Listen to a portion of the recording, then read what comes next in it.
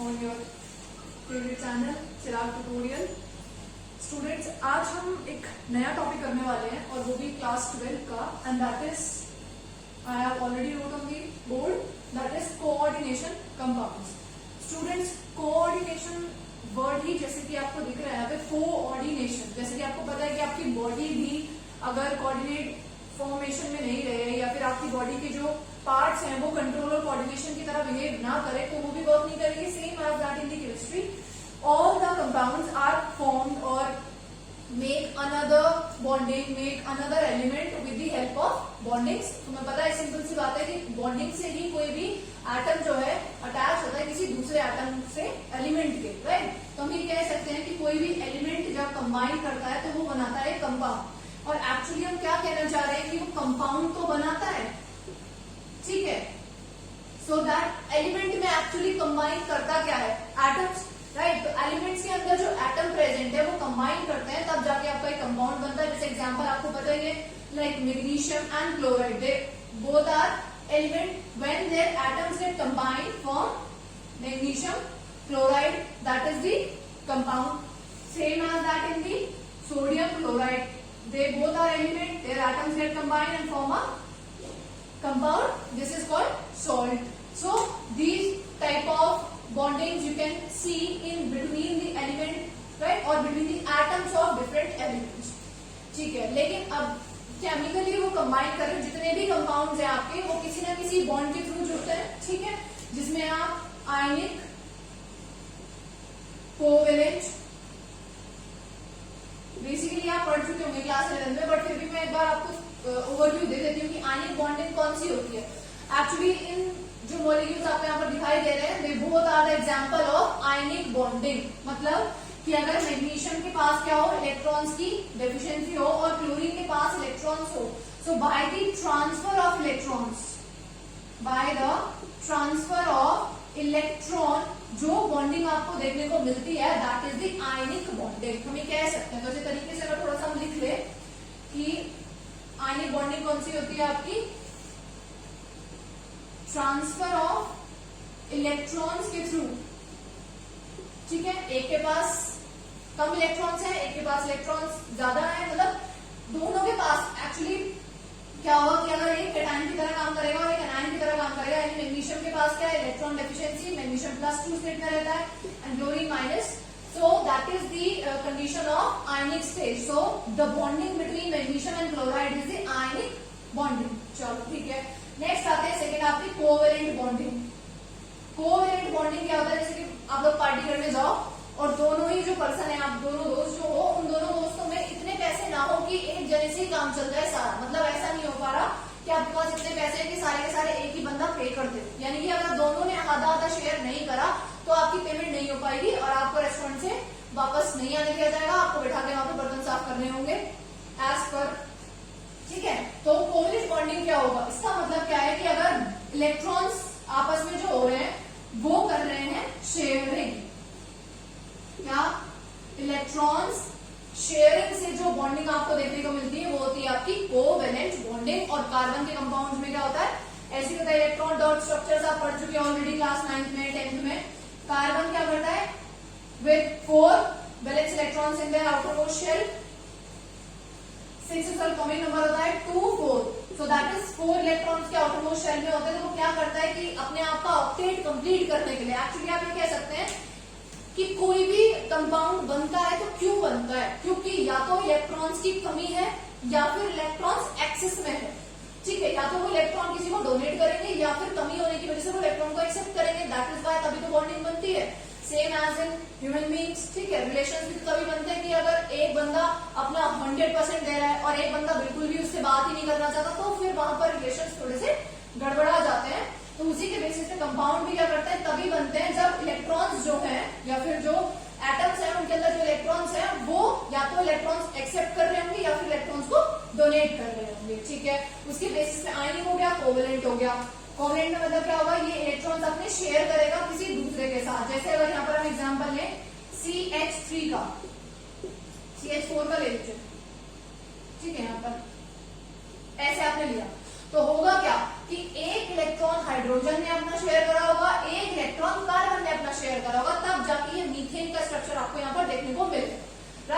Bonding किस तरह से होगी, एक इलेक्ट्रॉन ये वाला H देगा, एक ये देगा अपना, यहाँ पर इसने अपना एक इलेक्ट्रॉन दिया होगा, यहाँ पर इसने अपना एक इलेक्ट्रॉन दिया होगा, यहाँ एक, यहाँ इसने दिया होगा x डॉट, वो तो आप किसी से भी बता सकते हो, ठीक है। तो हाइड्रोजन की अपनी वैलेंसी कंप्लीट हो चुकी है, दैट इज ये ऑक्टेट कंप्लीट हुआ, यहाँ पर इसका कंप्लीट, ये भी कंप्लीट, ये भी कंप्लीट, तो ये स्टेबल हो गए। अब कार्बन को अपने 8 ऑक्टेट पूरे करने हैं, तो 1 2 3 4 5 6 7 8, अब कार्बन की क्या हो गया, यहाँ पर बॉन्डिंग बना रहा है, तो ये कार्बन के अंदर भी 8 आ गए, तो दैट इज व्हाई हम इसको किससे रिप्रेजेंट कर रहे हैं, ये डैश दिखाई दे रहे हैं आपको, तो ये बॉन्डिंग है इनके बीच में, और ये बॉन्डिंग कौन सी वाली बॉन्डिंग है आपकी, covalent bonding by the sharing of electrons, एक इसने शेयर करा, एक इसने शेयर करा, दोनों का काम चल गया, ठीक है। 50 रुपए उसने दिए, 50 रुपए उसने दिए, 100 रुपए का बिल आया, आप दिया आपने और आप निकल गए वहां से, उसे सबमिट कर दिया, चलो ठीक है। अब आते हैं हम कोऑर्डिनेशन, अब इसमें कुछ अलग तरीके की बॉन्डिंग है, इसका मतलब कोवेलेंट नहीं है, आयनिक भी नहीं है। अब कोऑर्डिनेशन बॉन्डिंग होती कौन सी है,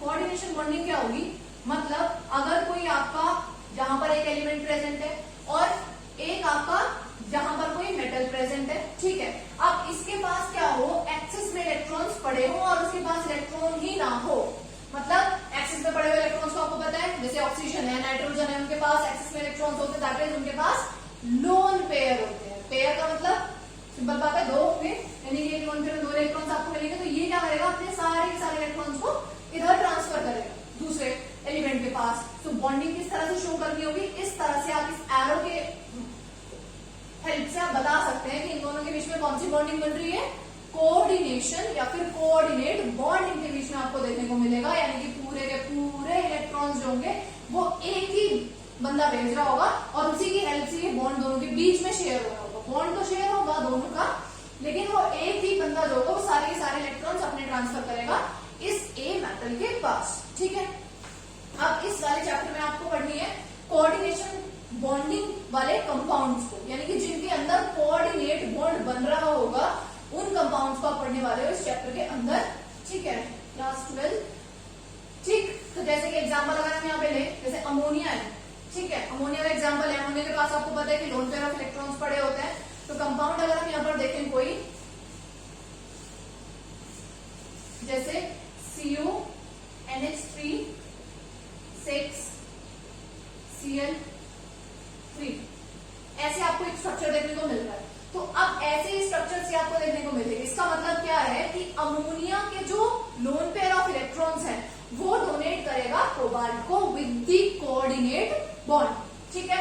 तो हम इसे रिप्रेजेंट कर सकते हैं इस चैप्टर के अंदर। वैसे भी आपको 3 थ्योरीज तो मेनली पढ़नी है, वर्नर्स थ्योरी, अल्फ्रेड वर्नर की थ्योरी आएगी जिसमें आपको प्राइमरी वैलेंसी और सेकेंडरी वैलेंसी उन्होंने बताई थी, नेक्स्ट आपकी VBT, most favourite and easy valence bond theory, next is ligand field theory, और you can say also crystal field theory, ठीक है। तो 3 थ्योरीज आपको मेनली इसमें ध्यान रखनी है। अब इसमें कोबाल्ट है वो किस तरह से अटैच होगा, अमोनिया इस तरह से इसका अटैच होगा एंड 6 अमोनिया इस तरह से जाएंगे, तो यानी ये जो यहाँ पर आपको बॉन्डिंग दिख रही है that is the coordinate bonding या फिर कोऑर्डिनेशन कंपाउंड। यहाँ पर जो ये अमोनिया होगा ये अपने लोन पेयर ऑफ इलेक्ट्रॉन्स को डोनेट कर रहा होगा कोबाल्ट को, ठीक है। तो this is all about the coordination compounds का इंट्रोडक्शन ही है आज, ठीक है। तो इसमें आपको पढ़नी है कोऑर्डिनेशन कंपाउंड्स की बॉन्डिंग बाय दी ट्रांसफर, कह सकते हो पूरे इलेक्ट्रॉन्स सारे के सारे लोन पेयर उसने अपने ट्रांसफर कर दिए, दैट इज बाई एरो, जो डोनर है उसकी तरफ से या जिसके पास लोन पेयर है वो सारे इलेक्ट्रॉन ट्रांसफर करेगा किसके पास, रिसेप्टर के पास, ठीक है। और ये कोऑर्डिनेशन बॉन्ड आपको उसमें देखने को मिल जाएगा, ठीक है। ये तो हो गया बॉन्ड्स के बारे में। अब ये इसका यूसेज क्या है आपकी रियल लाइफ में, आप कहाँ कोऑर्डिनेशन कंपाउंड्स हमें रियल लाइफ में भी थोड़ा बहुत होना चाहिए, इंटरेक्शन हमें पता हो कि रियल लाइफ में हमें कहाँ ये कोऑर्डिनेशन कंपाउंड देखने को मिलते हैं। The most important example is your haemoglobin. आपकी बॉडी के अंदर जो रेड कलर का पिगमेंट होता है, ठीक है, जिसकी वजह से आपका जो ब्लड है वो रेड कलर का दिखाई देता है, that is because of the presence of haemoglobin, that is because of haem. Haem किससे मिला है, आयरन से। सो दैट इज आयरन का कोऑर्डिनेशन कंपाउंड, यानी आयरन का कंपाउंड मिलके आपका हीमोग्लोबिन बनाता है। सो देखो, यानी कि हीमोग्लोबिन नहीं होगा आपकी बॉडी में तो ना आरबीसी काम करेगी, यानी ऑक्सीजन ट्रांसफर करने का काम करता है और आपकी कार्बन डाइऑक्साइड को रिलीज आउट या एक्सेल आउट करने का काम करता है हीमोग्लोबिन। तो कितना इंपॉर्टेंट है coordination compound in real life. Same as that chlorophyll, chlorophyll भी तो एक पिगमेंट ही है प्लांट्स में, दैट ट्रैप सोलर एनर्जी, ठीक है, and convert your food, your plants food, ठीक है। सो क्लोरोफिल के अंदर, क्लोरोफिल एक ग्रीन कलर का पिगमेंट होता है, because of that green leaves you can see, ठीक है, जिसकी वजह से लीव्स का कलर ग्रीन रहता है। तो क्लोरोफिल के अंदर भी क्या होता है, कोऑर्डिनेशन कंपाउंड होता है किसका, मैग्नीशियम का। नेक्स्ट इज योर, और भी बहुत सारे हैं, मतलब, और हीमोग्लोबिन हो गया, क्लोरोफिल हुआ आपका, विटामिन B12,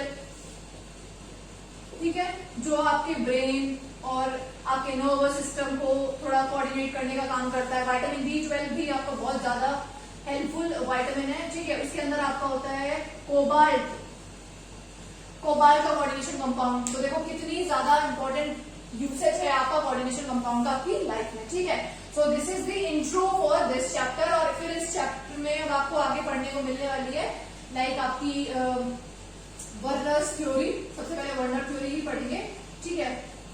और उसके वर्नर थ्योरी के बाद आप पढ़ेंगे, मतलब वर्नर थ्योरी के हिसाब से ही मैं आपको बता दूंगी कि इसमें कैसे आपको रूल्स याद रखने हैं for naming any coordination compound, ठीक है। तो एक थोड़ा सा एग्जांपल जस्ट ले लेते हैं। वर्नर थ्योरी हमें क्या कहती है, वर्नर ने हमें बताया था about primary valency and secondary valency, और you can say that primary valencies are ionisable and secondary valencies are non ionisable, ठीक है।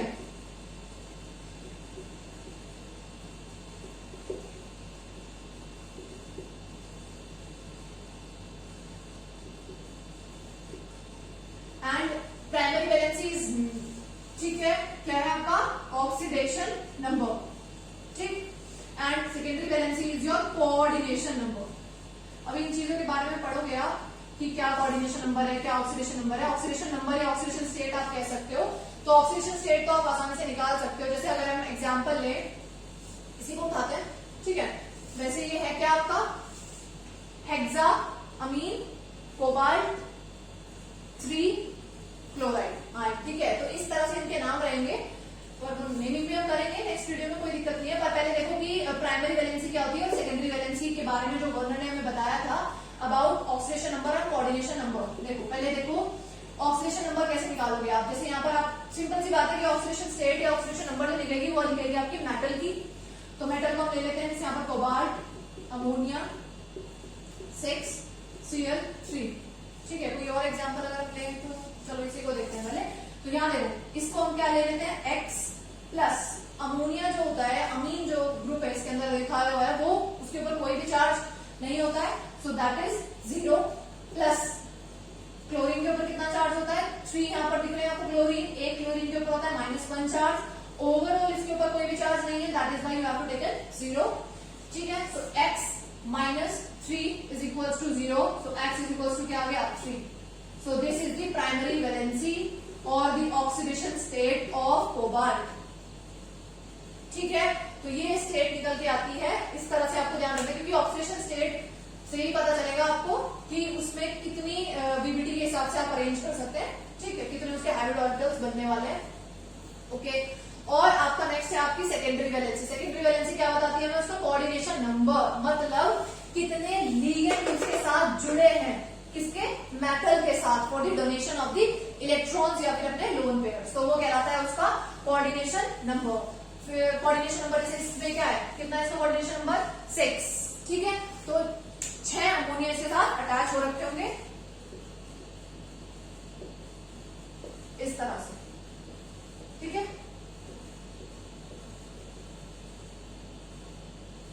ठीक है। तो ये कोऑर्डिनेशन नंबर 6 आ रहा है, यानी कि ऑक्टाहेड्रल बनाएगा इसकी स्ट्रक्चर, ठीक। कोऑर्डिनेशन नंबर और ऑक्सीडेशन नंबर निकालना देखना आ जाना चाहिए। पर कोऑर्डिनेशन नंबर अभी थोड़ा सा दिक्कत इसलिए हो जाएगी क्योंकि टाइप्स ऑफ लिगेंड अभी आपने नहीं पढ़े हैं, बट इतना ध्यान रखो कि जितने नंबर ऑफ लिगेंड जुड़े होते हैं मेटल के साथ वही कहलाता है उसका कोऑर्डिनेशन नंबर, या फिर आप कह सकते हो डेंसिटी से नंबर ऑफ जितना यहाँ पर नंबर प्रेजेंट है उससे मल्टीप्लाई कर दीजिए आप डेंसिटी की, तो आप निकाल सकते हो। तो डेंसिटी वगैरह अभी हमने नहीं पढ़ी है।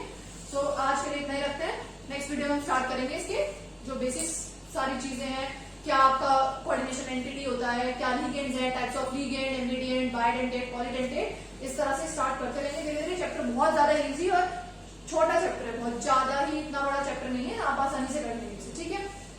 So thank you so much students, keep practising, जितना ज्यादा हो सके उतना ज्यादा प्रैक्टिस कीजिए. Thank you for the support.